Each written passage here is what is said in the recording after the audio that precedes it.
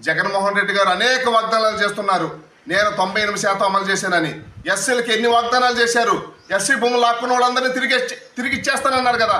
ఒక్కడికి ఇచ్చింది నువ్వు చూపింది. ఎస్సీలకి భూములు తిరిగి నువ్వు ఒక్కడికన్నా ఇచ్చావా?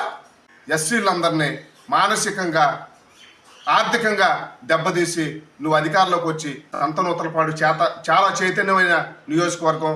ఇక్కడ ఉన్న ఎస్సీలందరూ కూడా చైతన్యవంతులై ఆలోచించి ఒక్క క్షణం ఆలోచించండి.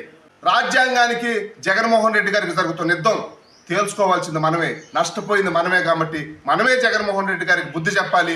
ఈ రాష్ట్రంలో ఏ పార్టీ అయినా సరే రాబోయే కాలంలో ఎస్సీ పథకాన్ని టచ్ చేయాలన్నా, ఎస్సీ నిధులు దారి మళ్లించాలన్నా, ఎస్సీ చట్టాలని నిర్వీర్యం చేయాలన్నా సరే వాళ్ళ వెన్నులో వణుకు పుట్టేలాగా మనం తీర్పు ఇవ్వాల్సిన బాధ్యత ఉంది. కాబట్టి విజ్ఞతతో ఆలోచించి బాబాసాహెబ్ మనకు అందించిన ఓటు అనే ఆయుధం ద్వారా జగన్మోహన్ రెడ్డి ప్రభుత్వానికి బుద్ధి